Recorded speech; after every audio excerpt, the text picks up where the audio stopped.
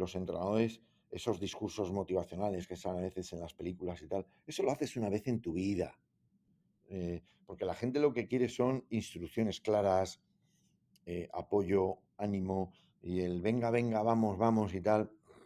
Eso, los que hemos estado ahí mucho tiempo jugando y entrenando sabemos que tiene poca chicha. Es más Hollywood que otra cosa, ¿no? I think everyone walks around with something that you can't see. We all go through it. I don't care who you are. I don't care who you are, man. The best thing that I did was to come out and say, hey, look, I need some help. Estás escuchando Psych and Roll, un podcast donde cada semana traigo pelota, pista y cabeza en forma de invitados para hablar de psicología y baloncesto. Soy Javier Hernández y puedes apoyar este programa dándole like y suscribiéndote en YouTube y iVoox, o bien con tus 5 estrellas si es en Spotify o Apple Podcast donde lo estás escuchando. Y si esto de la psicología aplicada al barro de la pista te llama la atención, te dejo en la descripción un enlace donde puedes descargar gratuitamente mi manual con 10 más 1 maneras de entender tu psicología. Te mando un abrazo y que disfrutes de la charla. Muy buenas, Manolo Coloma, bienvenido a este Psych and Roll 108. ¿Qué tal? ¿Cómo estás? Muy bien, muy a gusto. Con ganas de tener esta charla. Manolo, siempre empiezo una de las preguntas, la pregunta trigger, ¿no? O inicial de mi podcast siempre es ¿quién eres fuera del baloncesto, ¿no? Pero a ti pues te la voy a hilar un poquito más porque sé que ahora estás sobre todo metido en el mundo de la empresa, dejaste el mundo del entrenador hace ya años. ¿Quién es Manolo Coloma fuera del mundo profesional? Bueno, en este momento, aunque estoy muy pasada a mi edad de jubilación, pero decidí voluntariamente seguir trabajando. Y yo trabajo fundamentalmente, digamos, como consultor en empresas, especialmente dedicado a temas que tienen que ver con la formación y el desarrollo de los trabajadores, probablemente muy orientado casi siempre a los directivos, pero no siempre a los directivos, ¿no? Con temas de formación, desarrollo y también a veces incluso evaluación, ¿no? Ese, digamos, es la parte mayor de mi trabajo, aunque sigo teniendo muchas colaboraciones con temas del deporte, bien sea a nivel de psicología del deporte o bien incluso también a nivel de entrenamiento, ¿no? O sea, que me siguen llamando para, bueno, temas, pero reconozco que es más porque me gusta que por tema profesional, ¿no? Y bueno, y por encima de todo, porque eso no me lo puedo quitar, soy deportista. Lo he sido desde que tengo 9 años y sigo intentando hacer deporte todos los días y mantenerme en forma, lo que los años me van permitiendo, pero ahí intento hacer deporte y por supuesto más que nunca pues soy padre de mis 3 hijos, de 3 maravillosas personas y eso es y amigo de mis amigos, ¿no? Porque he decidido seguir trabajando, pero por primera vez en mi vida el trabajo no condiciona el resto de mi vida. Probablemente Bueno. mi gran error en la vida ha sido, y eso me ha hecho tener momentos malos, ha sido poner el trabajo a veces por encima de todo, ¿no? Eso ya se acabó. Trabajo muchísimo, pero siempre que pueda responder a digamos, a las obligaciones personales que tengo, ¿no? Qué difícil es aprender a gestionarse cuando las cosas van bien en lo laboral. Muy complicado establecer límites y... Muy difícil, especialmente a las personas que por alguna razón tenemos una esta responsabilidad. Yo tengo claro que ser hermano mayor, el hijo mayor de la familia, siempre te da ese pequeño plus y después, desde muy joven, empezar a entrenar y ese, digamos, ese extra de responsabilidad que uno tiene, ¿no? Y que, eh, no sé, que parece como que todo tiene que surgir y a la larga te das cuenta de que hay tantas cosas que podía haber dejado de hacer en mi vida y que no hubiera pasado nada si no las hubiera hecho. Pero claro, lamentablemente muchas veces te das cuenta de esas cosas tarde. Por otra parte, también reconozco que si no hubiera hecho lo que he hecho, pues probablemente sería una persona distinta de la que soy. Y no sé si sería mejor o peor, porque eso es hablar simplemente de, de un, de una opción que no lo podemos valorar, ¿no? Con lo cual, bueno, entre entre cosas buenas y cosas malas vamos a quedarnos con lo bueno y lo otro pues lo intentaremos compensar en lo que nos quede. Ahí está. Hay un párrafo precioso de Alicia en el País de las Maravillas, que Alicia dice algo así como, es inútil que vuelva al ayer porque por aquel entonces yo era otra persona, ¿no? Y es verdad que muchas veces juzgamos nuestro pasado con la información del presente. Y Sí, ahí sí. entramos en una comparación injusta con las decisiones que vamos tomando. Y al final, tú y yo que estamos inmersos en el mundo de la psicología, el aprendizaje no es otra cosa que modificar nuestro comportamiento con información del pasado, pero actuando de manera Está claro, y diferente. además que me gusta que lo veas así porque, de hecho, yo hace ya muchos años, ¿no? que les digo a la gente que no es porque lo diga la psicología, es porque además lo dice la inteligencia, ¿no? Eh, que es que solo podemos vivir el presente, o sea, solo existe el presente, no existe nada más que el presente, ¿no? El pasado nos sirve para aprender, punto, eh, no para echárnoslo en cara, pero sí para aprender. Y el futuro nos sirve para poder planificar. Y lo que nos dice la inteligencia es que las personas que viven profundamente el presente, pero orientados a un objetivo bien planificado, eh, normalmente son las personas que tienen más posibilidades de conseguir resultados y objetivos. Y cuando digo resultados no es ganar o perder, es conseguir llegar al sitio que quieren llegar, ¿no? Total. Entonces, ese concepto de que el pasado no nos machaque, yo creo que es fundamental. Y intentar, pero y tampoco sirve para nada ser un gran planificador si después eres malo en el presente. O sea, quiere decir que lo único que da rendimiento es lo que hagas ahora. Me gusta siempre decir aquí y ahora, muchachos, aquí y ahora. Es decir, lo que hagamos ahora, ¿no? O sea, yo creo que dentro de la inteligencia emocional y los neurotransmisores, que siempre se habla de ellos, que si la serotonina, que si la dopamina, que si los cannabinoides, que si la oxitocina, para mí la gente se olvida uno para mí decisivo, que es la acetilcolina. La capacidad que una persona tiene de concentrarse en lo que hace, de que toda su atención vaya dirigida a un objetivo, yo creo que es clave. Y eso solamente lo consigues cuando tienes la capacidad de concentrar toda tu energía en aquello que estás haciendo, independientemente de lo que ha pasado y de lo que pueda ocurrir, ¿no? Yo creo que eso es fundamental.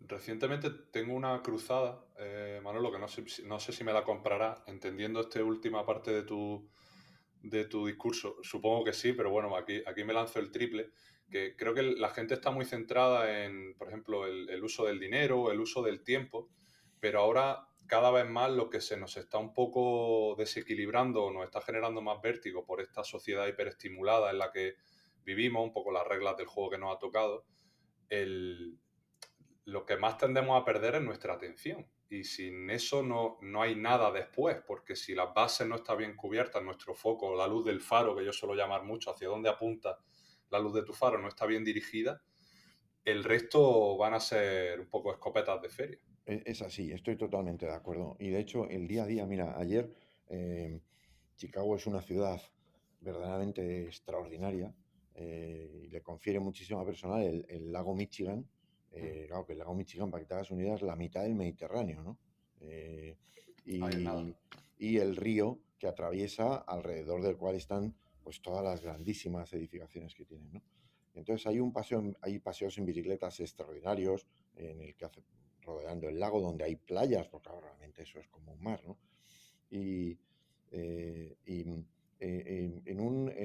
un tiempo de 30 a 40 minutos, que fue lo que estuvimos paseando, eh, estuve a punto, o sea, hubo al tris de un par de accidentes de bicicleta porque estaban dando pedales y mirando el móvil, ¿no? Entonces, decir, es imposible. Yo no entiendo cómo la gente aún no se ha dado cuenta de que cuando haces una cosa de forma voluntaria solo puedes hacer una y no puedes hacer dos. Y que si tú decides prestar atención al móvil, hasta se te puede olvidar dar pedales, que es automático, con lo cual se supone Total. que es compaginable con un acto racional. Claro, pero por medio está el equilibrio, está que, claro, si miras el vídeo no ves que te viene una bicicleta de enfrente, ¿no? Entonces, es una paradoja de lo que es la vida hoy en día. O sea, 6 o 7 estímulos al mismo tiempo. Entonces, hemos conseguido ser capaces de prestar atención a un montón de cosas a la vez, pero y algunas personas consiguen una gran rapidez porque son capaces de concentrarse en cada una de ellas. Pero claro, eso requiere un desgaste y una concentración absolutamente inabordable, ¿no? Y si ya de por sí mantener la concentración al 100% es muy difícil y además con un gasto metabólico tremendo, realmente mantener la concentración al 100% es algo que no pasa de las 2 horas. O sea, en 2 horas, por hablarlo en términos modernos, el cerebro peta. Pues claro, si esa concentración difusa, pues realmente hace que sea muy difícil que tú puedas rendir en cada una de las actividades, ¿no? Yo creo que había una frase que le escuché, ahora mismo no recuerdo quién, pero venía a decir algo así como el riesgo de no saber a dónde vas es que tienes el peligro de que seguramente no llegues, ¿no? Y cogiéndote la cita de antes de Alicia en el País de las Maravillas, ¿no? Había otra frase cuando Alicia le pregunta al gato y se encuentra con el gato y le dice, ¿usted me podría ayudar a salir de este laberinto? Y entonces le dijo, ¿pero a dónde vas? Y dice, no lo sé. Entonces cualquier camino es bueno. Quiere decir, si no sabes a dónde vas, cualquier camino es bueno, ¿no? Yo creo que la clave es elegir bien un objetivo. Y de hecho, creo que cuando a mí y hablo de gente que ya tienen una edad y una formación y un estatus, cuando hay gente que me dice, Manolo, es que no tengo muy claro hacia dónde tengo que ir. Dice, pues para mí ya lo tienes claro. Concéntrate al 100% en buscar el objetivo que quieras. Y mientras, siga haciendo lo que estás haciendo. ¿Entiendes? O sea, que decir, no. Pero si no sabes a dónde vas, lo mejor que puedes hacer es trabaja. Quiere decir, todos en la vida hay momentos que a lo mejor no hemos tenido el mayor nivel de satisfacción por el trabajo que estamos haciendo, pero no había otra opción. Pues coño, arremángate, hinca codos y saca el mejor rendimiento posible de lo que estás haciendo. No tienes otra opción, ¿no? Pero en todo tu tiempo libre, tu obsesión tiene que ser buscar objetivo. Si no, es muy difícil, ¿no? Porque los humanos yo creo que podemos rendir y a un nivel muy alto en situaciones penosas, situaciones que ni es el trabajo que sueñas, o es un momento en el que no te gustaría, y podemos rendir, pero por un tiempo limitado. Es decir, Total. el rendimiento al 100% en un trabajo en el que no hay motivación es imposible. Eso los humanos tenemos ese coraje de ser capaces de trabajar en momentos complejos, pero un tiempo limitado. Totalmente. En el tiempo eso es muy difícil prolongar. Me gusta mucho esto que propones de un poco la búsqueda de esos objetivos, de lo que comúnmente se conoce como vocación o una pasión que me dirija hacia algún sitio. Creo que ahora, algo que antiguamente pues a lo mejor era un poco más hacia el ABC, ¿no? Pues estudiar lo que había estudiado mi padre o lo que se había hecho en la familia o directamente dirigirme hacia el negocio familiar, ¿no? O el trabajo o la educación que tenía más salida, ¿no? Ahora como que el mundo formativo se ha abierto mucho, pero yo lo que percibo es que genera mucha parálisis, porque claro, puedo hacer tantas cosas que en verdad no me centro en ninguna. Ajá. Entonces, me gusta mucho eso que planteas del objetivo porque es la única manera que volvemos a lo que hablábamos al principio del podcast, en la que si yo me pongo un objetivo va a ser la única manera de empezar a hacer cosas en la línea de ese objetivo y descubrir si es lo mío, qué me gusta, qué no, Eso qué es. personas encuentro en el camino, cómo me voy yo desarrollando y adquiriendo experiencia, Claro. porque sin una dirección y un recorrido, a priori es imposible ver si me va a gustar algo, si va a ser lo mío. Eso es. Y además hay un tema que yo creo que a veces la parálisis no es buena. Y es cuando, vamos a ver, hay mucha gente que te dice, es que yo realmente no sé lo que quiero. Pues empieza a hacer cosas. Porque, claro, la motivación tiene que ver cuando encuentras algo que te gusta o para lo que tienes especial talento. Hay gente que se dedica a cosas que nunca había pensado que le gustaban, pero sin embargo de pronto descubrió que tenía talento para jugar. Y entonces, cuando uno trabaja en algo para lo que tiene talento, es más fácil que la motivación fluya, ¿no? Otras veces tú trabajas en algo porque es lo que has soñado toda tu vida. A lo mejor no tienes el mayor talento, pero tienes un impulso Claro. impresionante, ¿no? Entonces, pero la clave es encuentra aquello. Claro, si nunca has bailado, no sabes si eres bailarín o no. ¿Sabes? Si nunca, quiero decir, prueba cosas.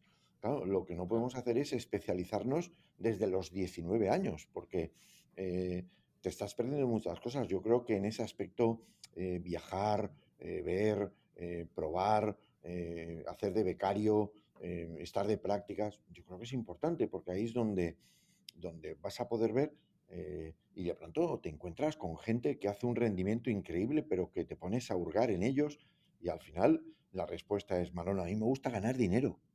Coño, pues ya está, ¿me entiendes? Vamos a ello.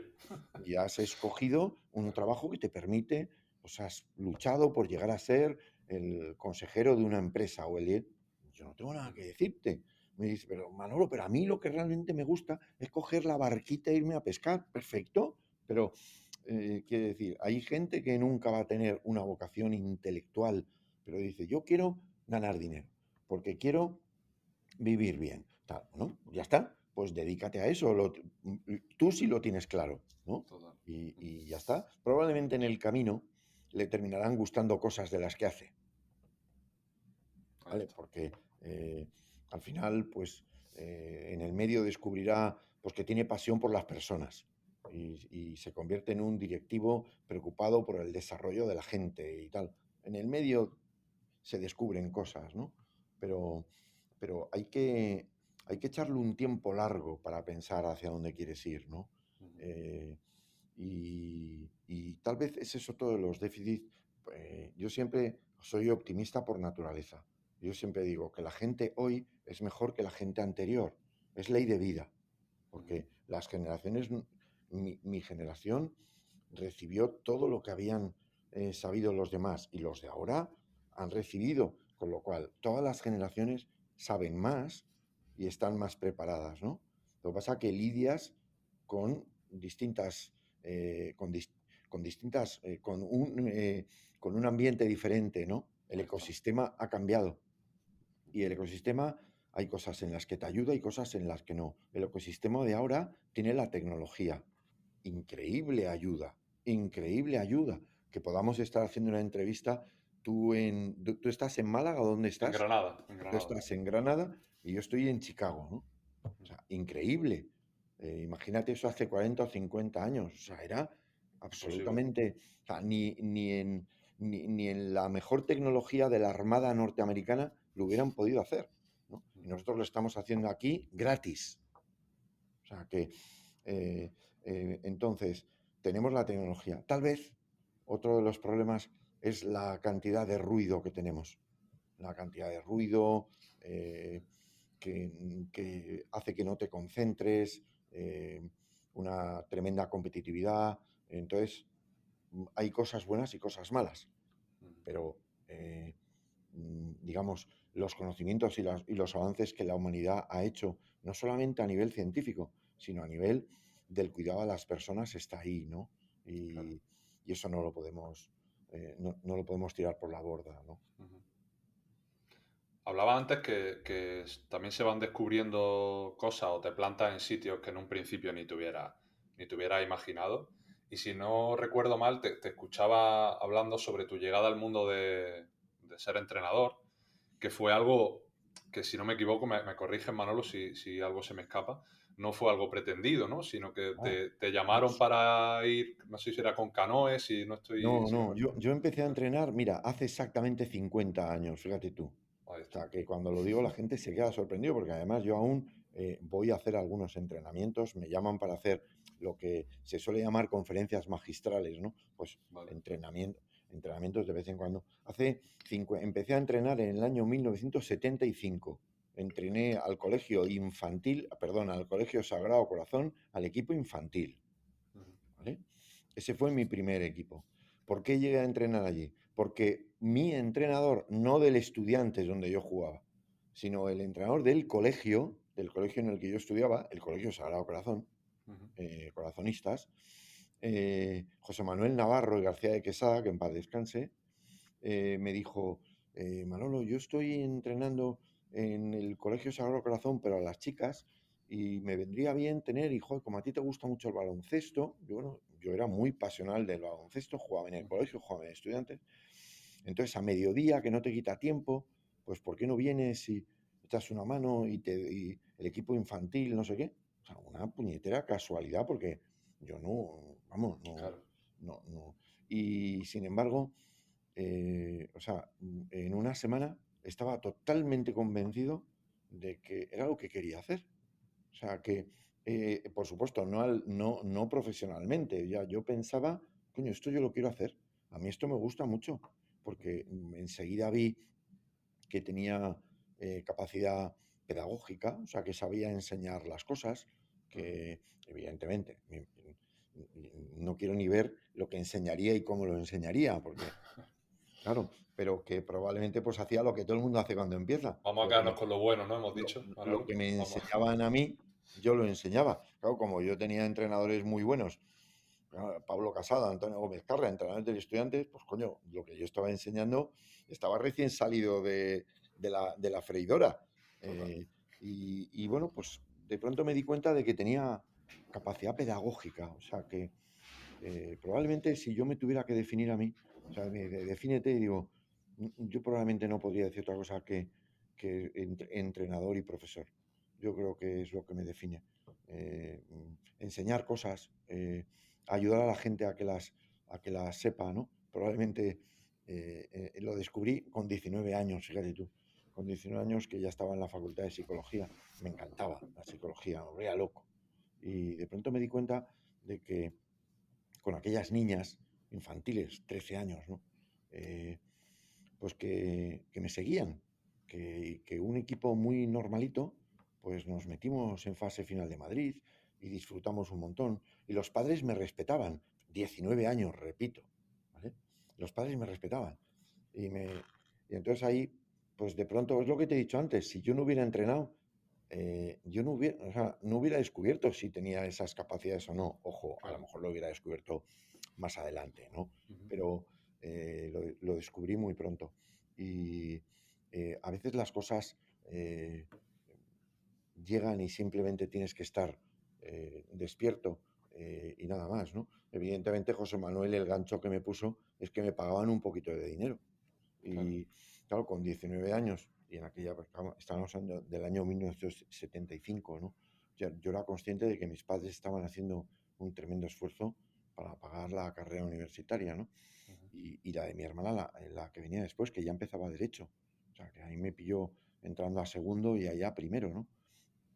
Y con lo cual, si yo quería tener un poquito más de dinero para algo como a lo mejor hacer un viaje en verano Claro. con mis amigos, o pues claro, pues había que apuntarse a cosas, ¿no? A mí no me gustaba la noche, o sea, lo de ir a poner Ujú. copas y tal, era un ambiente que la primera vez que fui me desagradó profundamente, porque iba en contra de los valores que yo he tenido toda mi vida, y que es que hay que luchar por la salud.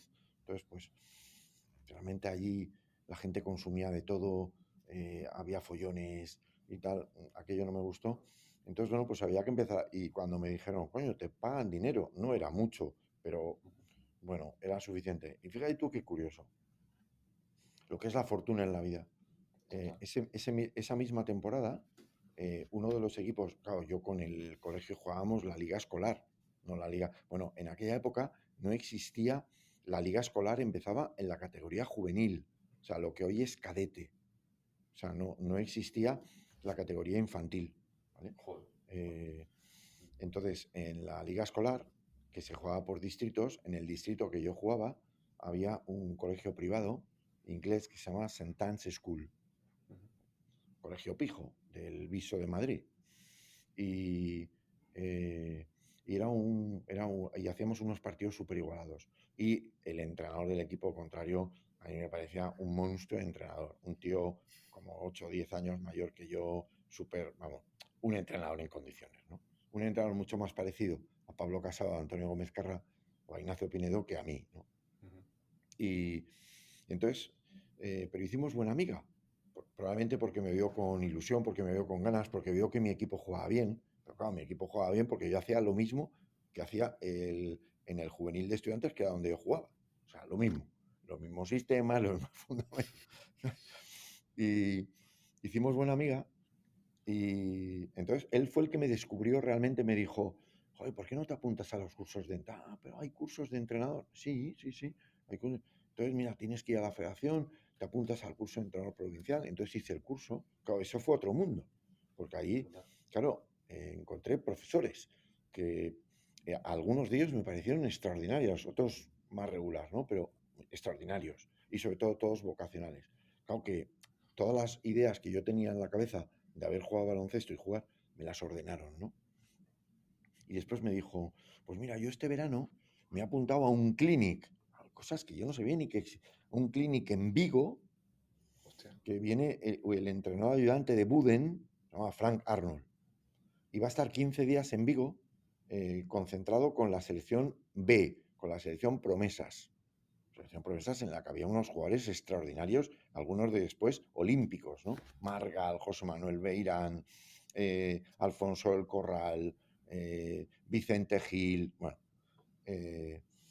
Y dije, joder, pero yo no tengo dinero. Entonces me dice, mira, Manolo, yo voy a ir al camping de Samil. Voy a estar en una tienda de campaña. Con lo cual, ahí no tienes que pagar nada. Y voy a quitar el sonido para que los avisos no suenen. Ay, no, pero entonces no te oigo. No lo puedo quitar. Tranquilo, Manolo. Por Claro. ahora vamos bien. Sí.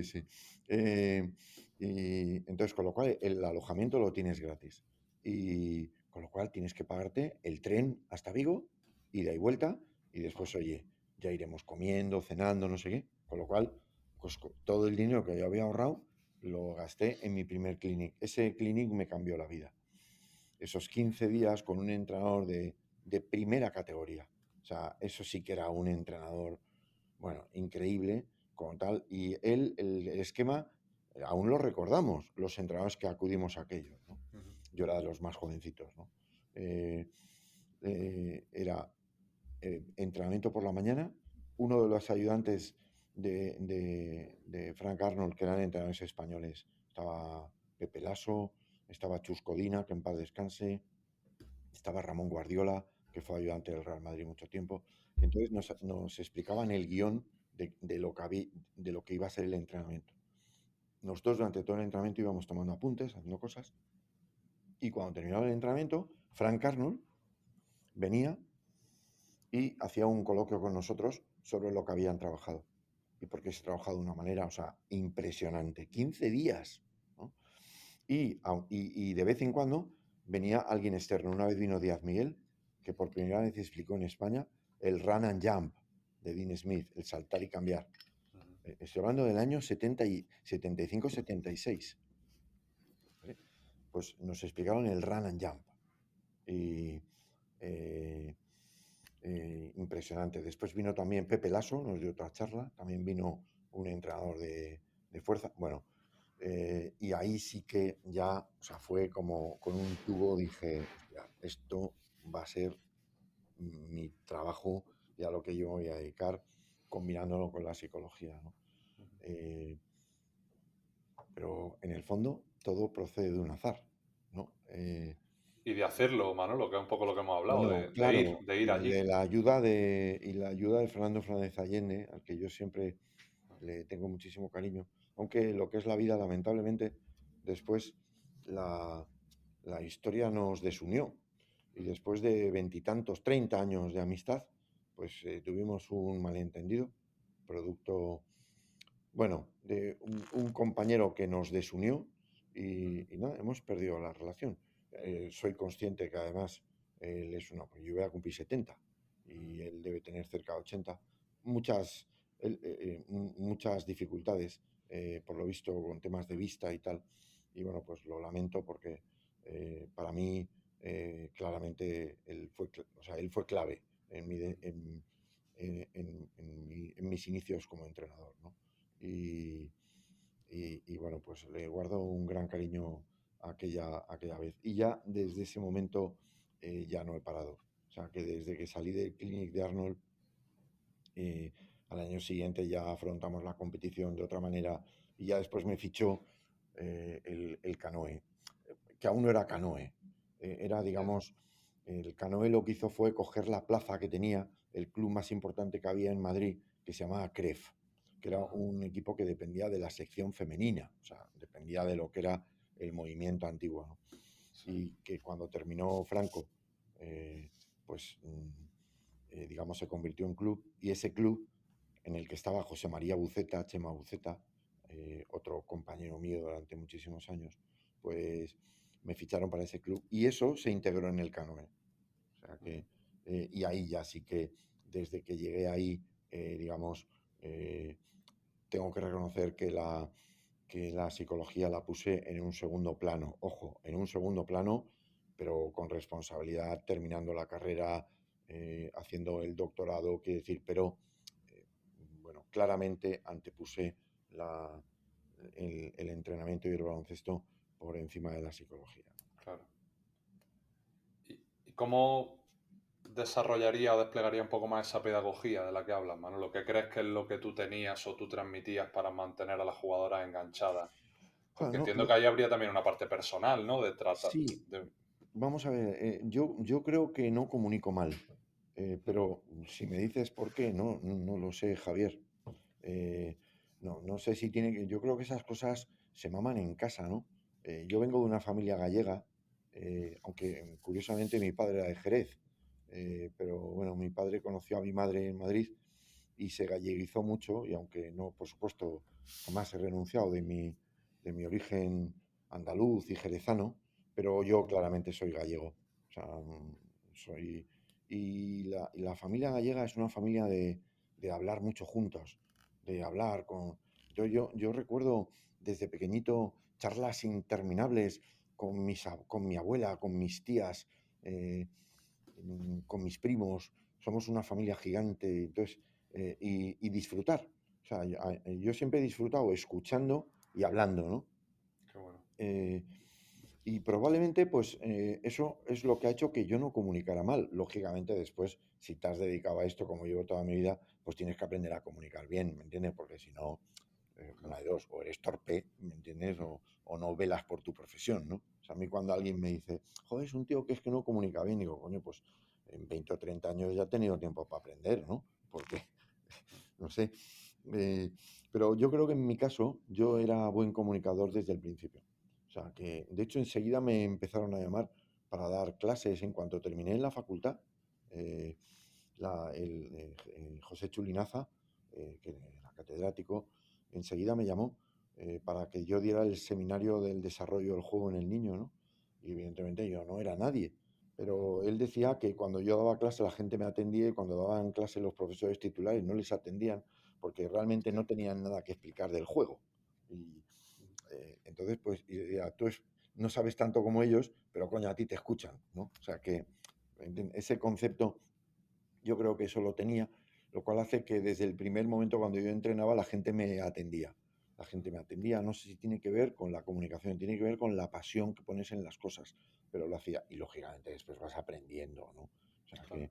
que yo me comía todo, o sea, yo me iba, fíjate tú que yo procedo de Estudiantes, no soy Ramiro Maektu, quiere decir, yo no he jugado en el Estudiantes porque estoy en el Ramiro, eso parece que no, pero tiene una cierta diferencia.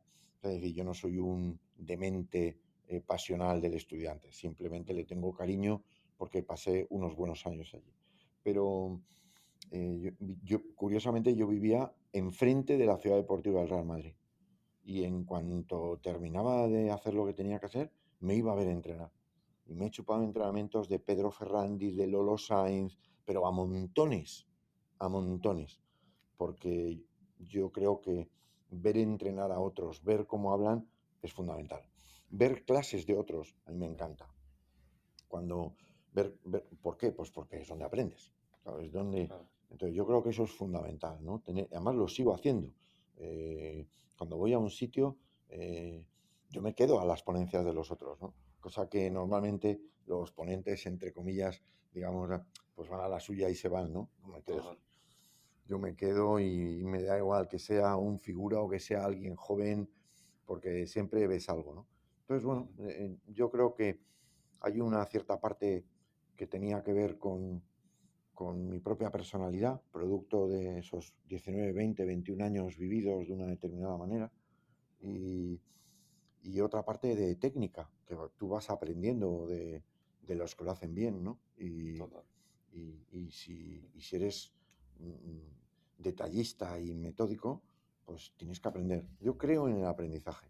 O sea, creo que los humanos tenemos posibilidad de aprender cualquier cosa. Lo que hace falta es tener voluntad y disciplina y después método. Claro. Y no creo que haya nada que un humano no pueda aprender. Otra cosa es que te interesa o no. Por ejemplo, hay cosas que como no me interesan es imposible que las aprenda. Pero algo que me ha interesado mucho, he aprendido. O sea, no tengo la menor duda, vamos, que lo voy a aprender. Y además eso, afortunadamente la ciencia aquí respalda algo que yo llevo defendiendo muchos años, pero que la ciencia ahora lo respalda. Y es que los humanos no perdemos capacidad de aprendizaje cuando nos hacemos mayores. Porque la teoría esa de que las neuronas no se reemplazaban se ha visto que es falsa. Digamos que lo que disminuye es la capacidad, no se reproducen en el mismo número que se pierden, que cuando eres joven y cuando eres niño es así, pero sigue habiendo la neurogénesis, es decir, se siguen produciendo neuronas. Lo que pasa es que para que se produzcan neuronas tienes que estar sano. Vale. O sea, tiene que haber buen riego en el cerebro. Para eso hace falta tener un buen corazón y las piernas fuertes. Y hay neuroplasticidad, con lo cual un humano puede aprender hasta el final de sus días. Bien, digo, si llegas bien, evidentemente. Si llegas hecho una piltrafa, pues ni generas cerebro ni generas nada, ¿no? Con lo cual, yo creo que la clave del aprendizaje es que algo te interese. Cuando a alguien le interesa mucho, joder, el resto es método y procedimiento y eso sí, disciplina. Sin disciplina no hacemos nada, ¿no? Es muy difícil conseguir objetivos, ¿no? Decía Paco de Lucía, le preguntaban en una entrevista si se consideraba anárquico o disciplinado. Y Paco de Lucía dijo, soy totalmente anárquico, por eso me someto a una disciplina, porque si no, no hubiera llegado a ser quien soy. Y además es así, quiere decir que yo, por ejemplo, siempre cuando me graban enganchos de estos, no sé, Congreso Internacional de la Fundación del Real Madrid, ¿no? Voy a dar una ponencia, ¿no? Y entonces me llaman para hacer una pequeña grabación de 1 minuto, 1 minuto y medio de gancho para que la gente se apunte y tal, ¿no? Y entonces a mí casi siempre me sale bien a la primera. O sea, yo hago la primera y entonces me dicen, ¿qué tal? Y me dicen, perfecto, pero bueno, vamos a hacer otra. Y yo les digo, no voy a decir lo mismo. Total. Pero lo que me has dicho que tengo que decir, lo voy a decir. Pero no lo voy a decir exactamente igual. Es decir, yo no sé dar la misma clase 2 veces. Qué bueno eso. No sé, la misma clase, o sea, los conceptos, o sea, va a haber muy poca diferencia, pero va a haber algunos ejemplos diferentes, a veces voy a cambiar el orden. Eso me dice, pero David Llopis, por ejemplo, me dice, coño, has cambiado el orden. Y digo, claro, he cambiado el orden. Me dice, pero ¿y por qué lo has hecho, Manolo? Y digo, porque las caras de los que me estaban escuchando eran otras. Claro. Entonces, pues claro, yo he visto que les interesaba más un tema. Coño, pues he metido la variante y he ido a ese tema. Y lo otro ya lo tocaré. Claro.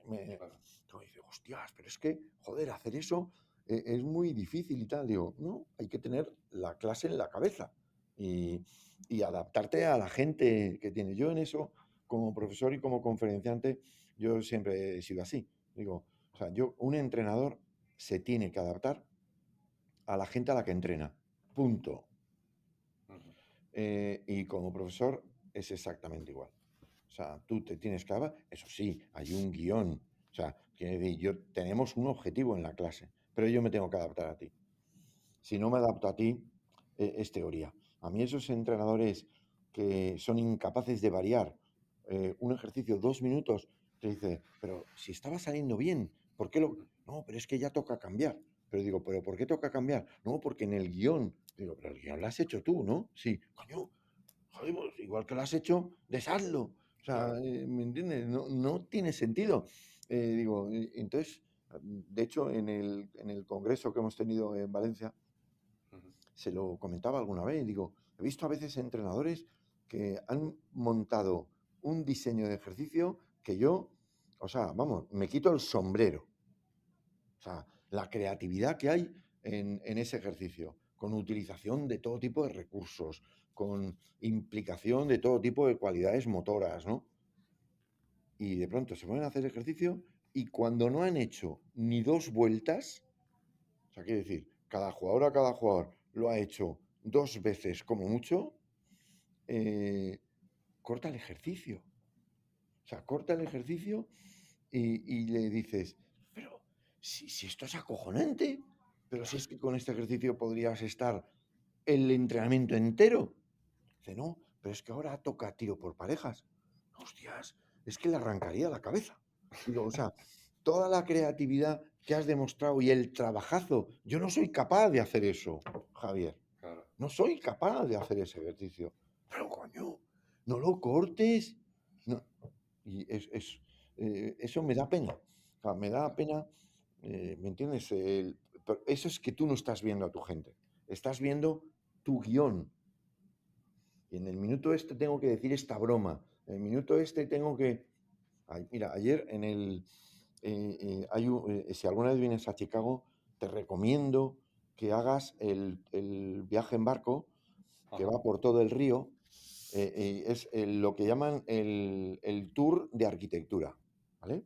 Porque, claro, vas en el barco por todo el río, con lo cual vas dejando a cada lado pues todos los increíbles edificios que hay en Chicago, que es una especie de Nueva York, ¿no? Ujú. La chica que hacía el tour es puertorriqueña, era puertorriqueña. Se llamaba Angélica.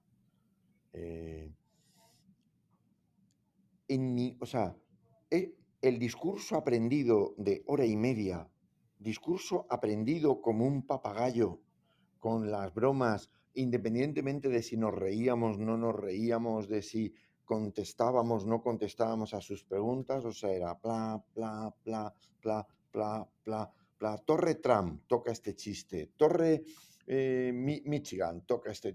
Entonces, verdaderamente sorprendente dice, y probablemente, y la chica por su gestualidad, se ve que, ojo, probablemente debe ser el sistema de su empresa. Y es, o sea, vaya quien vaya, el discurso es el mismo, ¿no? Pero dices, esa misma chica, en el momento en que nos hubiera visto, se hubiera dado cuenta de que la gran mayoría que íbamos en el barco éramos todos hispanos. La mayoría era gente latina de distintos países de América y estábamos unos cuantos de españoles, ¿no? Chica, vete metiendo algunas palabritas en español, vete diciendo mi gente, vete, ya está, ya nos los tienes ganados, ¿no? ¿Me comprendes? Quiere decir, Sí. cuando... Pero al psicólogo le pasa igual, Javier. O sea, un psicólogo no puede aplicar un tratamiento independiente porque eso es lo que dice, ¿no? El tratamiento depende del paciente. Si no somos... además es que nuestro trabajo será sustituible por una inteligencia artificial, porque de lo que se trata es de aplicar un método, quiere decir, nuestro trabajo siempre tiene que ver con la empatía, siempre tiene que ver con el estar orientados a las personas con las que trabajamos, ¿no? Y cuando nos olvidamos de eso, yo creo que perdemos potencial, perdemos el potencial creativo. Por entrar a la parte de entrenador antes de virar hacia la psicológica, Manolo, hilando un poco con esto que hablamos de la cuestión comunicativa, Sí. te quería preguntar qué les dijiste en ese descanso del partido de junio del 93, en esa final, antes de previo paso al primer éxito del baloncesto femenino, porque por lo que he leído en artículos y demás, llegaste ya a ese descanso como que se notaba el equipo apagado, eso es lo que leía en el artículo, como que llegaste hasta por debajo en el marcador. Sí. No sé si ahí hubo una cuestión No, comunicativa y no, vamos a que ver. cambió. Mira, ahí, bueno, porque claro, los que lo vivimos sabemos lo que pasó. O sea, nosotros teníamos claro que ese partido en el inicio va a ser muy duro. Francia tenía más potencial físico que nosotros y tenía tanta hambre como nosotros, ¿no? Porque además ese partido no solamente fue el primer oro del baloncesto femenino, fue el primer oro del baloncesto español. O sea, nunca se había ganado un oro ni en femenino ni en masculino, ¿no? Y nosotros teníamos claro que el principio iba a ser difícil. Si nos salía un día excepcional, probablemente podríamos ir liderando el partido, pero lo probable es que empezáramos abajo. Y nosotros claramente éramos mejor, teníamos un equipo más polivalente que Francia y probablemente éramos menos potentes, pero más resistentes, ¿no? Nuestra potencia era una potencia que se podía mantener en el tiempo, más tiempo, con lo cual a nosotros nos interesaba un partido largo. Y así lo jugamos. Y éramos peores que ellos dentro, con lo cual jugamos a muchas posesiones, no tirar la canasta, pero sacar faltas. Claro. Y enseguida metimos a sus grandes pibos, especialmente a Fijalkowski, que era la que nosotros realmente nos costaba mucho parar. La metimos en 3 faltas nada más empezar. Y a Santanello lo mismo. Quiero decir, nosotros teníamos claramente hecha una labor de zapa y el partido iba por los cauces previstos. Con lo cual, llegamos al descanso perdiendo, pero por poquito, no sé si eran 3 o 4 puntos, pero claramente habíamos hecho la labor de desgaste perfecta. Pero pasa que eso, que de alguna manera todos entendíamos que habíamos hecho lo que teníamos, a nivel motivacional, estar en una final con la tensión que hay y te ves abajo, y en el vestuario había, bueno, esa sensación que no es esa sensación de lo vamos a ganar, lo vamos a ganar, lo vamos a ganar, ¿no? Y entonces, bueno, pues elevé un poco el tono emocional, cosa que a mí no me gusta hacer, porque yo creo que los entrenadores, esos discursos motivacionales que salen a veces en las películas y tal, eso lo haces una vez en tu vida, porque la gente lo que quiere son instrucciones claras, apoyo, ánimo, y el venga, venga, vamos, vamos y tal. Eso, los que hemos estado ahí mucho tiempo jugando y entrenando sabemos que tiene poca chicha. Es más Hollywood que otra cosa, ¿no? Pero bueno, de alguna manera les animé, les hablé un poquito más motivación, dejamos las cosas claras, recordamos el objetivo del partido y ahí la que estuvo extraordinaria fue la capitana de la selección, Carolina Mújica. Carolina Mújica y apoyada por Bonnie Hewer, la madre de Willy y Juancho Hernán Gómez, ¿no? Carolina Mújica, que era la capitana, excepcional capitana, pocas palabras, persona de pocas palabras, más de hechos que de palabras. Pero cuando terminó de hablar, cogió y les dijo, vamos a ganar seguro. Están cagadas de miedo. Están cagadas de miedo. Por eso están como fuera de control. Y Bonnie Hewer fue la que, como buena sevillana que es, ¿no? Aunque es alemana, ella es de origen, o sea, sus padres son alemanes, ella es nacida en Sevilla. Tiene esa mezcla de cabeza cuadrada, con todos los respetos, ¿eh? Y de gracia sevillana, y cogió y dijo, nos las vamos a comer viva, no sé qué, metió 3, pero esas cosas dichas por las compañeras valen más que dichas por el entrenador, ¿no? Porque en el fondo las jugadoras o los jugadores lo que quieren es, joder, ver que su entrenador está centrado, que tiene el partido en la cabeza. Y desde el principio del descanso se vio que habíamos dado con el clavo, o sea que el equipo francés tenía que empezar a hacer rotaciones muy fuera de lo normal. Nosotros teníamos a nuestra gente intacta y poquito a poco, hormiguita, hormiguita, en el minuto 30 el partido era nuestro. En el minuto 30 teníamos 8 o 9 puntos de ventaja, controlábamos el ritmo del juego, les hicimos jugar muy despacito y ellas se empezaron a poner nerviosas porque, claro, veían que jugando despacio nos remontaban. Entonces empezaron a jugar deprisa. Cuando jugaron deprisa, pues les dijimos bienvenidos a casa. Si queréis jugar deprisa, jugamos deprisa. ¿Me entendéis? Quiere decir, empezamos a manejar el tempo del partido.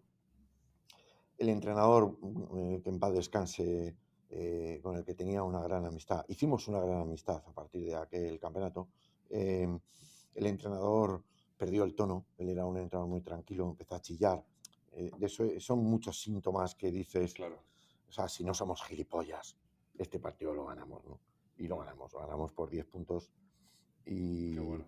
en el descanso yo creo que hicimos lo que teníamos que hacer. Elevamos un poquito el tono emocional, pero no hicimos nada de grandes discursos, grandes consignas o historias de pues que entre el presidente de la federación y que les prometa una prima nueva y tal. Yo no creo en esas cosas, Javier.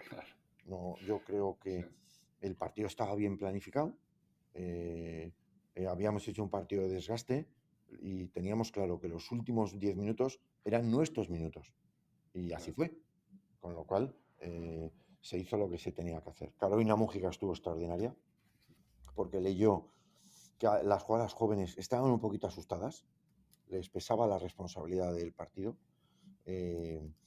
y entonces dio ese plus, ese extra, que lo remató Boni de forma muy, muy bien hecha y muy entretenida, y ya está. Y todo el mundo, y la verdad es que yo creo que se hizo bien, aquello se hizo bien, y probablemente porque mantuvimos el control. O sea, no hicimos nada disparatado, ¿no? Seguir el plan. Conociendo lo que conozco tu trabajo, Manolo, no esperaba otra cosa ante la pregunta que te planteaba. Me quedo sobre todo con las instrucciones claras y afianzarse al plan. Tú hablas mucho, cuando te escucho hablar sobre tiempos muertos, sobre discursos en concreto, hablas mucho de esta orientación hacia la solución, ¿no? Y Eso hace es, un poco esta numeración 10-90, ¿no? Que te he eso es. escuchado alguna vez Sí, que creo que va por ahí. principio de inteligencia emocional, 10-90, Mm, exactamente. El 10 es lo que ha pasado.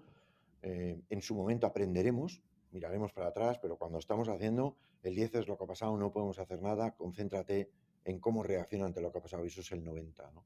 Y, y yo creo que los jugadores necesitan, las jugadoras, necesitan instrucciones concretas y que se concentren en lo que pueden hacer, pero incluso en el deporte hay miedo, porque a ti de pronto te ponen a defender a una persona que es mejor que tú, y además que sí, joder, que defiendes a una persona, pero hay cosas en las que tú eres mejor, o además eres tú, pero tú tienes la ayuda del equipo, y si te concentras en que no se vaya nunca por la derecha, concédele la izquierda, es que con la izquierda también es muy bueno, ¿ya? Con la izquierda es muy bueno, pero no tanto como la derecha, y sobre todo te concentra, y además en la izquierda tienes la ayuda de Pilar Valero, o tienes, quiere decir, claro.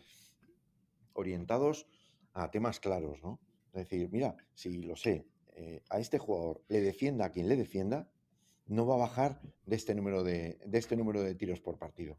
Pero coño, si lo defendemos bien, le podemos bajar el porcentaje. ¿Entiendes? Pues eso es lo que estamos haciendo. Si cada uno de nosotros cumple, es decir, la gente necesita instrucciones concretas, hablarle claramente de lo que puede hacer, ¿entiendes? Que se concentre en la siguiente jugada, ¿no? Entonces, eso yo creo que es la mayor motivación que hay. Bien, y después siempre hay jugadores y personalidades que necesitan un poco de, venga, venga, vamos, vamos, que sí que puedes en ello, y cogerles un poco de la camiseta y venga, venga, que sí que lo puedes hacer, venga, a la siguiente. Pero las instrucciones claras y el hablar claro, preciso y conciso, yo creo que en el mundo del deporte es fundamental. El momento de la competición no es momento de grandes discursos. Total. ¿Cuándo entró la psicología ya más a un primer plano? Fue... Bueno, a mí la psicología me gustó desde el minuto número uno. O sea, cuando yo me apunté evidentemente, si me apunté a psicología es porque me llamaba la atención. Yo la psicología la descubrí en filosofía en el bachiller. Cuando no saben, me gustó mucho.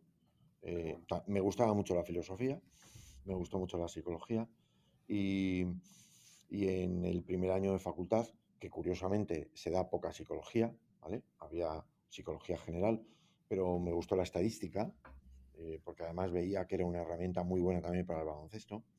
Me gustaban los fundamentos biológicos de la personalidad, porque tal vez yo la psicología siempre la he visto desde el punto de vista de la racionalidad, de la parte química, ¿vale? De los neurotransmisores, de qué es lo que pasa en nuestro cuerpo, ¿vale? Porque eso también a mí me gusta mucho la fisiología del entrenamiento y me gusta la química del cerebro, ¿no?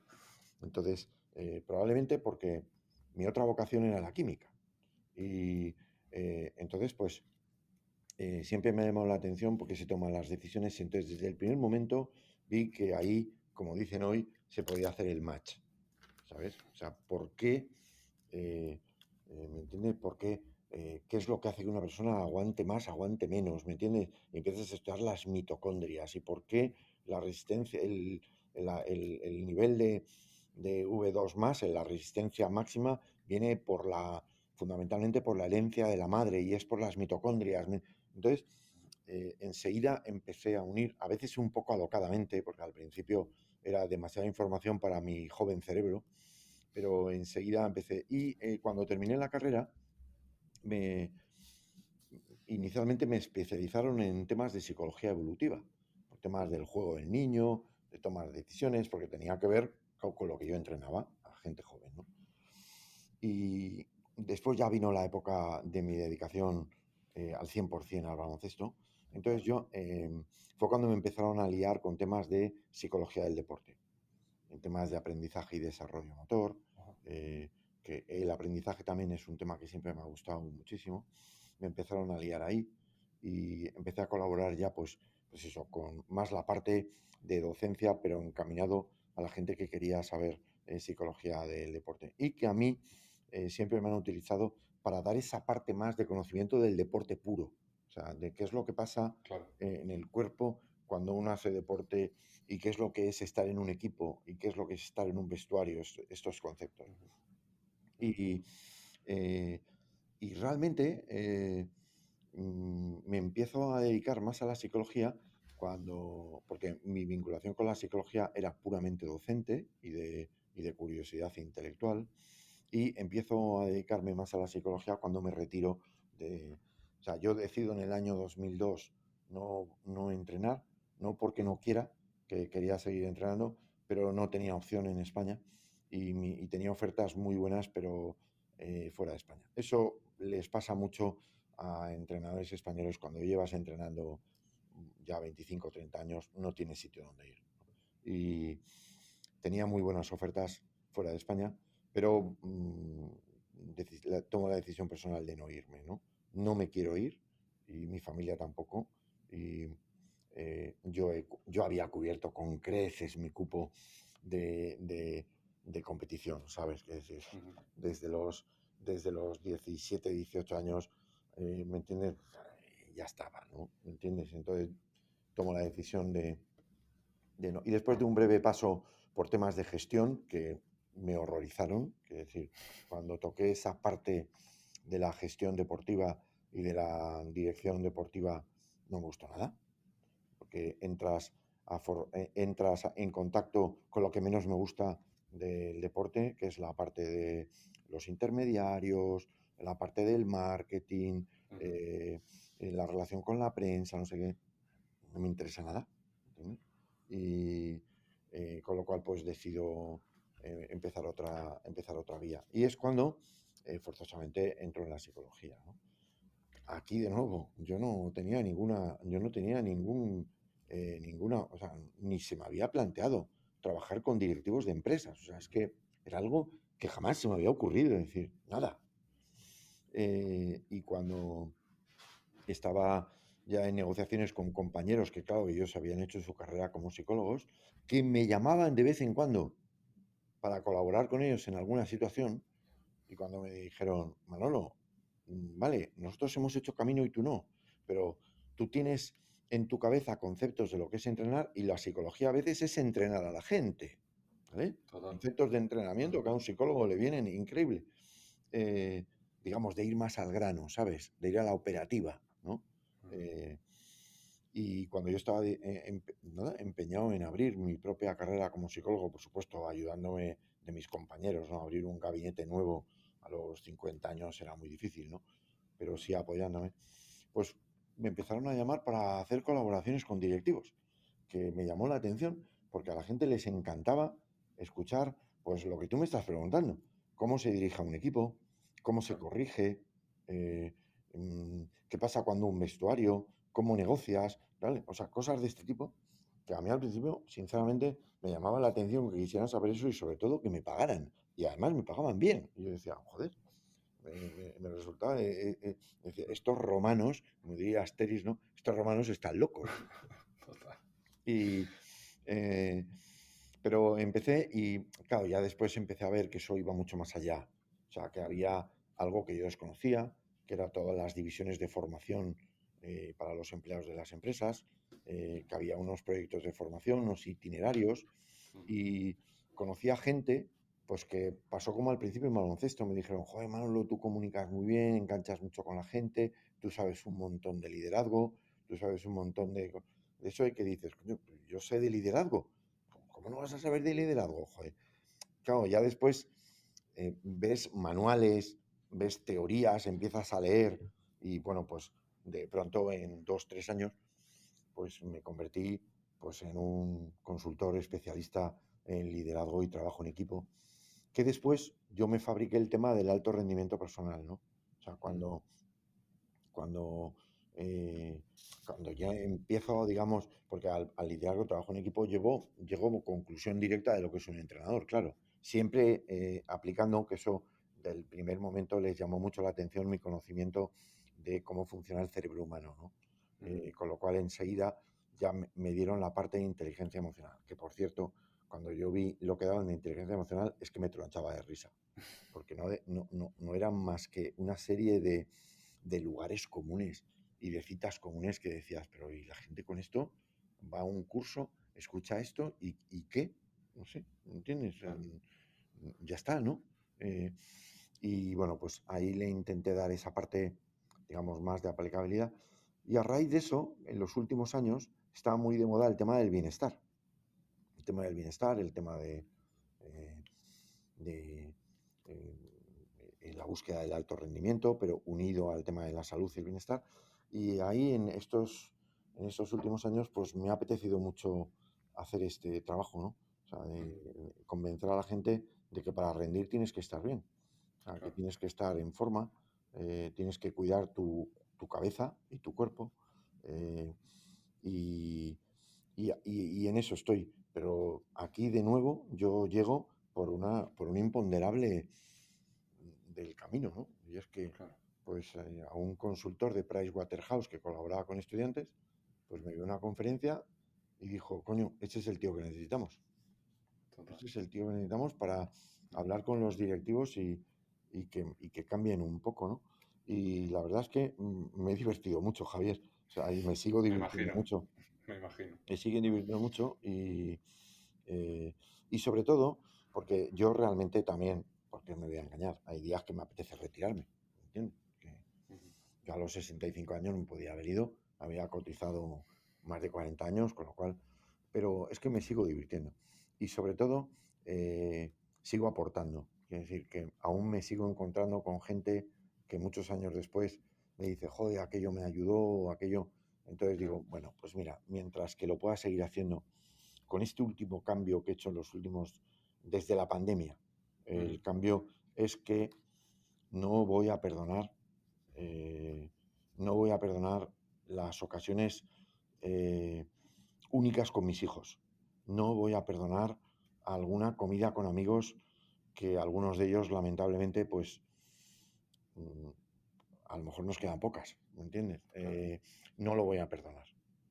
No voy a perdonar este viaje a Chicago, ¿me entiendes? Es decir, a mí hace 4 o 5 años, yo este viaje lo compré en el mes de enero, entre otras cosas, porque si no, te arruinas, ¿no? Los viajes son carísimos y sobre todo si tienes que viajar en turista premium o en business, porque yo en turista no puedo viajar, mido más de 1,90 y no quepo, y aparte a una determinada edad no puedes estar, o sea, entonces no, ni me lo planteo, ¿vale? O sea, entonces lo compré en enero, lo cual significaba dejar una semana entera sin trabajo, ¿no? Yo eso hace 4 o 5 años, Javier, no tenía valor de hacerlo. Joder, tal. Ahora ya en el mes de enero cojo y digo, mira, esta semana que tiene el puente este en Madrid, el 2 es fiesta, ¿sabes? Porque es el Día de la Comunidad. Y con lo cual, pues eran 3 días, aunque yo trabajo en toda España, o sea, pero vamos, viernes, día 2, no, con lo cual digo, mira, son el viernes de la semana pasada que hay poco trabajo, 3 días, lo cojo y me importa un pimiento, ya me pueden decir, joder, es que los de Indra quieren hacer una conferencia, no sé qué, pues que les den por el saco, ¿me entiendes? Hay más semanas, ¿me comprendes? Quiero decir, Total. y ese cambio me ha venido muy bien, para mantener la actividad, sí, sí, estoy Me muy alegro. satisfecho y curiosamente, cuando tomas esa decisión voluntariamente, no sé, da la impresión como, porque yo la sensación que tengo, Javier, es que cada vez sé más. O sea, que como que empiezo a tener claros conceptos que hace años y ahora de pronto fluyen, ¿no? Y el otro día me pasó una cosa muy bonita. Me invitaron a dar clase al curso universitario para directores deportivos de fútbol. sea, para ser director deportivo de fútbol hace falta una titulación oficial, ¿vale? Que es una titulación oficial que hace la Federación Española con la Universidad Rey Juan Carlos, ¿no? Me invitaron, me lo avisaron claramente, había otro profesor asignado que tuvo un problema que no me especificaron y el psicólogo de la Selección Española de Fútbol, al que yo no conozco, ¿vale? Aunque es probable que le haya dado clase, ¿vale? Pero yo no le conozco. O sea, si tú, cuando me dijeron el nombre, dice, yo no le sé poner cara. ¿Entiendes? Bueno, pues él recomendó, después me enteré que yo ya había estado propuesto para ese curso, pero Ajá. había sido rechazado. Y había sido rechazado por la edad. Y entonces, cuando tuvieron ese imponderable y llamaron a David Llopis, y David les dijo, la persona idónea es Manolo Coloma. Y entonces este llamó al psicólogo jefe y el psicólogo jefe le dijo, ¿es el mejor para eso? Y entonces fui a dar la clase. Y cuando terminó, el director de la escuela de entrenadores, bueno, le llaman escuela académica porque no solamente es para entrenadores, ¿vale? Ahora tienen más cosas. Entonces terminó, él siempre hace un breve resumen y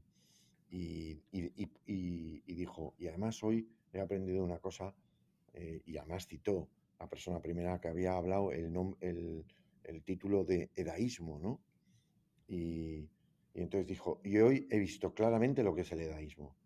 Y era porque probablemente él era el que me había rechazado inicialmente. O sea que cuando le propusieron mi nombre, debió decir, sí, es verdad, o sea, por su currículum y tal, pero coño, traer aquí a dar clase a un tío de 70 años, no sé si va a tener, y cuando terminó la clase lo reconoció públicamente, ¿no? ¿Me entiendes? Yo solo noto, o sea, yo noto que hay sitios donde no quieren saber nada de mí, porque en el fondo, pues, claro, estás muy alejado de la edad, pero sin embargo, curiosamente, yo noto que estoy más en forma que nunca. Qué bueno. ¿Sabes? O sea que físicamente, lógicamente, has perdido capacidad, aunque como entreno todos los días, aún me mantengo muy bien. Bueno, y me imagino que también tiene que ver lo que mi madre y padre pusieron, ¿me entiendes? La Siempre genética, ayuda. algo también ha tenido que notarse, pero de cabeza estoy mejor que nunca, Javier. O sea, no.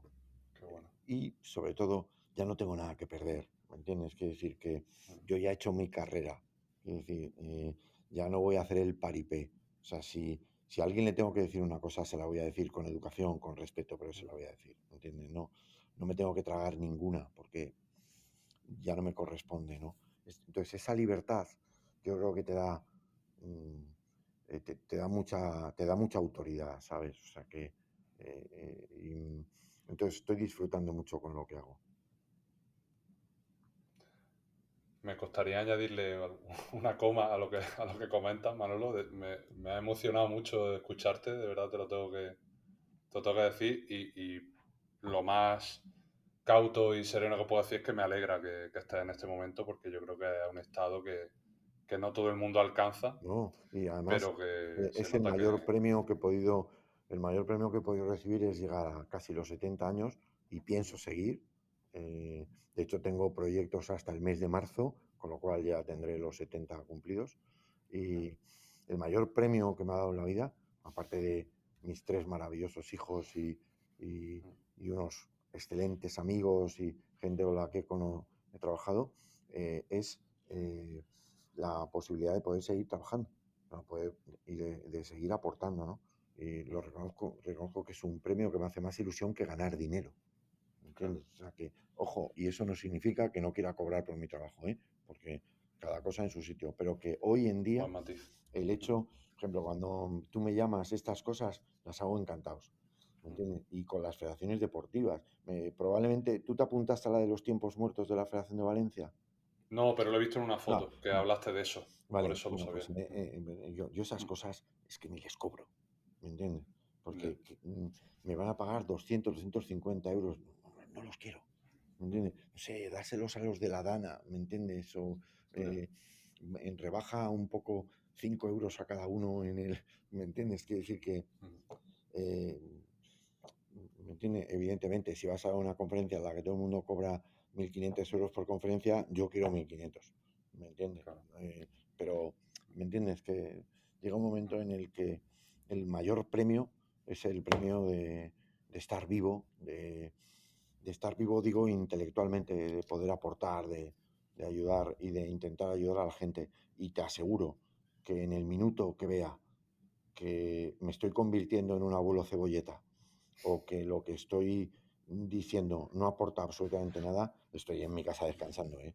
Total. O sea, no pienso, o sea, no tengo ninguna necesidad de alargar, igual que, por ejemplo, cuando, o sea, si a mí ahora me llaman, y me llaman, ¿eh? Me llaman para dar una clase de baloncesto, renuncio, hablo de baloncesto. Y entonces me dice, pero joder, Manolo, si tú puedes hablar. Yo no estoy entrenando. De baloncesto práctico tienen que hablar los que están entrenando. O cuando llevas 2, 3 años retirado. Pero yo llevo mucho tiempo. Con lo cual, yo no tengo autoridad para hablar de cómo se hace una match-up o cómo se hace una rotación de individual zona, ¿no? Y entonces, pero ya no lo sabe, pues por supuesto que lo sé, lo tengo aquí en la cabeza y a lo mejor lo sé tan bien como cualquiera, pero yo no soy la persona idónea para hablar de eso. Para eso tienes que hablar pues con entrenadores que están en activo, que se la están bregando ahora mismo. ¿Me comprendes? Quiero decir, Sí. no estoy dispuesto a arrastrarme por ninguna pista. En el momento en que vea que estoy fuera de juego, se acabó. Pero se acabó para siempre, vamos. O sea, no tendré ningún problema en absoluto. Sí, sí. Manolo, de lo que sí hemos estado hablando es de aprendizaje y te contaba antes fuera de micro que he estado rescatando y recuperando los apuntes de tu clase en el máster de psicología deportiva en el que estuve en la primera edición hace ya 10 años, que me da un poco respeto el tiempo.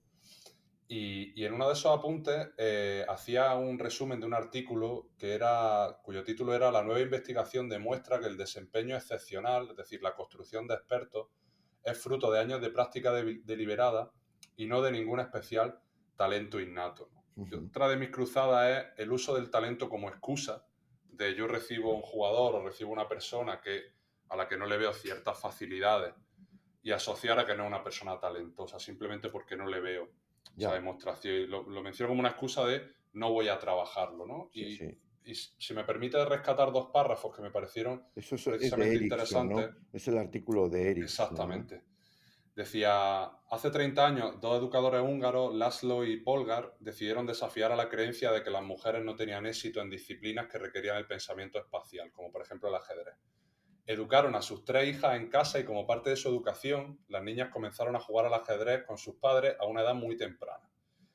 Sus 3 hijas en el año 2000 estaban situadas en el top 10 del ranking mundial de ajedrez femenino. La más joven, Judith, se había convertido en maestra a los 15 años, rompiendo el récord anterior de Bobby Fischer.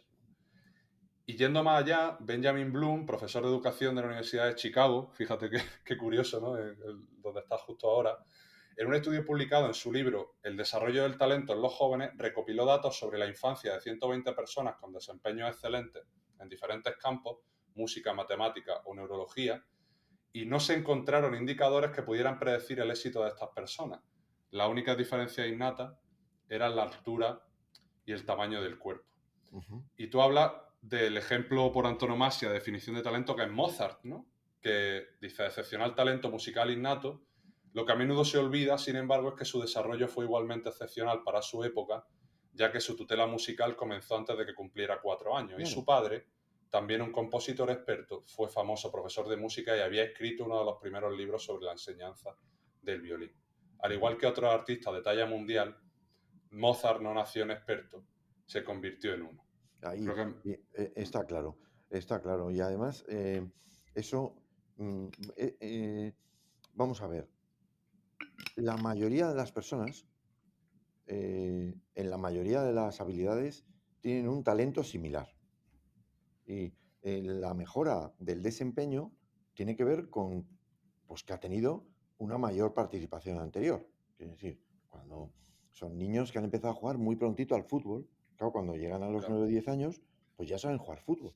Y otros niños no han jugado fútbol, ¿no? O sea, yo recuerdo, yo empecé a jugar fútbol muy tarde en mi colegio. En mi colegio se jugaba mucho fútbol. Y yo empecé a jugar tarde. Y claro, yo al principio era infinitamente más torpe que todos ellos. Pero después, cuando llegué a COU, o a tercero, llegué a segundo, a sexto de bachiller, que era como se llamaba el último curso, a sexto de bachiller, que yo ya entonces jugaba en serio a baloncesto. Además, mis deportes eran baloncesto y atletismo, pero yo había seguido jugando en el patio al fútbol. Yo era de los mejores jugadores del colegio, de fútbol. Claro, en el momento en que me puse fuerte y cogí práctica, pues realmente pues yo casi era el mejor jugador de casi todos los deportes, ¿me entiendes? ¿Por qué? Pues porque te habías familiarizado. Quiere decir, otra cosa es que me dicen, no, pero tú podías haber sido un fútbol. Pues probablemente no. ¿Por qué? Pues que probablemente mi talento para jugar con los pies no era de los más idóneos. Y como hay otros muchos que sí lo tienen, ¿entiendes? Pero, quiero decir, ¿yo podía haber jugado bien al fútbol? Sin duda alguna. Coño. O sea, si fui un buen atleta, un buen jugador de baloncesto y un buen jugador de rugby, ¿por qué no iba a ser un buen jugador de fútbol? Pero a lo mejor no hubiera jugado en primera división, a lo mejor hubiera jugado en segunda B, ¿entiendes? Pero hubiera jugado, ¿entiendes? Quiere decir, el talento sin trabajo no es nada. Y a su vez el trabajo hace que se desarrolle el talento. Claro, después hay actividades que en el talento influye mucho. Claro, por ejemplo, para jugar baloncesto, parte del talento es la altura.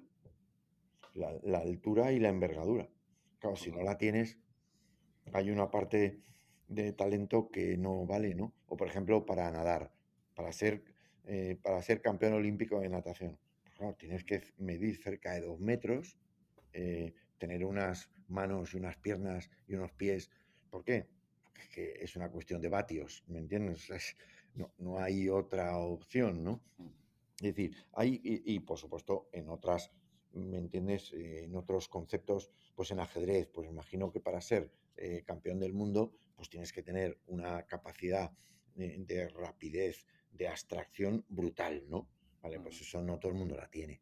Entonces, pero todo el mundo puede todo el mundo puede llegar a ser un jugador de ajedrez excepcional. Sí, eso no quiere decir que llegues a gran maestro, pero para disfrutar con el ajedrez y poder jugar incluso contra un gran maestro y que la partida dure un poquito, estoy seguro que sí. Eso sí, te tienes que poner a échale horas, ¿eh? Claro. Échale horas. ¿Cualquier persona puede llegar a tirar bien a la canasta? Sí, taxativamente, Javier. O sea, si no hay ningún problema físico biomecánico por medio, todo el mundo puede llegar a tirar bien al baloncesto y tener un porcentaje increíble. Pero eso no es jugar al baloncesto, ¿eh? O sea, jugar al baloncesto es otra cosa pero te digo, ¿alguien que no es jugador de baloncesto puede llegar a ganar un concurso de tiros libres? Por supuesto, por supuesto. O sea, que es cuestión de entrenar, trabajar. O sea, que el tema del talento y después otro concepto. ¿Quién define el talento? Ahí estoy. Que el talento que es un señor, porque le pongan el nombre de cazatalentos, ya te ponen esto aquí, una pegatina, entonces ya tienes unos ojos que eres... Eso es muy relativo, ¿no? De hecho, hay una película muy buena, por cierto, de Clint Eastwood, que me parece que se llama Una bola curva, me parece que se llama. No sé si la has visto, que es de béisbol. No, Eh, pero en me la el- apunto. bueno, no sé si se llama bola curva, pero lo buscas, ya un Clint Eastwood mayor, en el que él es cazatalentos de béisbol. Y en Estados Unidos los equipos en baloncesto y en fútbol no, porque hay draft. Pero Sí. en béisbol hay equipos de base, como en el deporte en Europa. Entonces, pues claro, van captando talentos, ¿no? Aunque después los pueden apuntar al draft, ¿no? Pero el concepto es distinto. Entonces, este señor era el típico señor que llevaba toda su vida yendo por campos de todo Estados Unidos, viendo gente que podía tener. Pero resulta que empieza a perder la vista. Y curiosamente, él aprende a detectar por el sonido de cómo entra la pelota al guante y cómo suena la pelota al darla en el bate. Entonces él sabe exactamente, y en la película es que su hija que es una forofa del béisbol, porque lo he vivido desde pequeña con el padre, aunque emocionalmente están muy separados, ¿vale? Y ahí está la trama. La trama no tiene que ver con el béisbol, pero que es muy curioso, porque se ve como él, simplemente con el oído y viendo un poco, es capaz de darse cuenta de cosas que todo el departamento de su equipo profesional no son capaces de ver, porque en este momento están tan centrados en los números que solamente son capaces de ver los números, ¿no? Claro, ¿quién define lo que es el talento? Claro. ¿Vale? Hoy, por ejemplo, también con respecto al talento está la película, esa sí la habrás visto, que es Moneyball, Sí. la película de Brad Pitt, ¿no? Bueno, Me pues leí ahí, el libro primero, claro, y muy bueno, bueno, y luego vi se la ve peli. claramente que claro, el concepto talento, pues al final está reducido al rendimiento de los números. Quiere decir, Total. ¿me entiendes? O sea que si hablamos de talento, pero claro, el talento en una edad ya avanzada tiene que ver con los resultados, Exacto. pero el talento en una edad inicial no tiene que ver, no puede tener que ver. Entonces es el olfato, pero ¿el olfato de quién? ¿Entiendes? ¿El olfato de quién? Entonces, este concepto de los clubes que se lían a coger talentos de, de niños de 7, 8 años y tal. ¿Pero dónde vamos? Claro, eso en baloncesto, claro, lo tiene muy fácil, porque el Real Madrid o el Barça, pues claro, fichan niños gigantes en cualquier lugar del mundo. ¿Eso Alguno acertará, ¿no? qué mérito tiene? Porque claro, si metes en el mismo equipo a niños que van a medir todos de 2,10 para arriba, joder, al menos la mitad saldrán, coño, si son sanos. Y encima les hemos entrenado bien, ¿entiendes? Ujú. Pero eso, ¿me entiendes? Pero, a ver quién tiene cojones de seleccionar un base a los 9 años. O sea, ¿cuáles son los síntomas de talento de que alguien va a ser un buen base? Ridículo. Porque además, el buen base después es alguien que fundamentalmente tenga que tener capacidad creativa y capacidad de liderazgo. ¿Vale? ¿Cómo mides eso con 9 años? Ujú. Porque además, el niño de 9 años que tú veas en un campo que tiene liderazgo y que tiene capacidad creativa, probablemente lo que no va a tener es ni condiciones físicas ni disciplina para llegar. Con lo cual, ¿me entiendes? No nos podemos volver locos con el tema de la captación de talento, porque si lo avanzamos demasiado en la edad, estamos, aparte, por medio viene toda la adolescencia, con los cambios que eso supone, ¿no? Y lo único que sí es verdad es que el talento sin trabajo no sirve. Esa sí que es una realidad inamovible. De hecho, cada vez son más, Manolo, los jugadores que llegan a profesional con un despliegue o una excelencia muy tardía, pues en edades junior Eso es, o porque incluso no, pero primeros porque, de senior, porque claro, porque el deporte, los equipos de formación de los equipos de alto rendimiento, lo que están haciendo es acelerar la puesta en escena. Pero eso no significa que aumente el talento. Claro, a veces lo quema incluso. claro. Entonces, y sin embargo, gente que tiene talento, pero que ha llevado una vida más natural, pero tiene talento de verdad. Y claro, cuando pasa, tal, pues claro, crece increíble. ¿Por qué? Porque tiene talento. Tiene talento y ha ido trabajando poco a poco, ¿vale? Entonces, a veces el trabajo previo en esas categorías lo que hace es ocultar realmente el auténtico talento. Es un doping, de alguna manera, ¿no? Entonces estamos promocionando a chavales que realmente no sabemos en el futuro cómo se van a comportar, ¿no? 100%. Pues Manolo, no te voy a robar más tiempo. Hablaría de mil millones de temas más, pero bueno, como digo siempre, una buena conversación es aquella con la que te quedas con ganas y con hambre de más temas y de más hilos conversacionales, así que esta 100% que ha cumplido su función.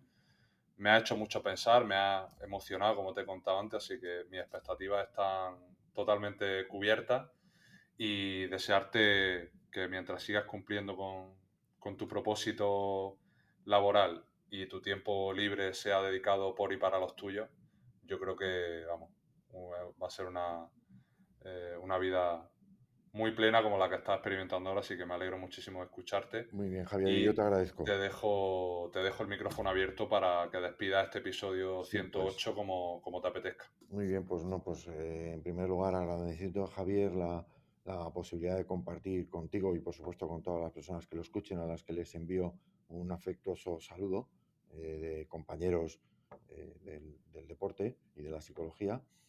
Y nada, y no te digo 108 más porque a lo mejor es una condena, ¿no? Pero que sigas, que sigas cumpliendo programas mientras que te parezca que está siendo interesante. Y por supuesto para todos los que me escuchan y para ti en particular, pues que tengáis una excelente trayectoria y que sigáis disfrutando del trabajo que tenéis en este momento. Never be ashamed of wanting to be a better you. Period.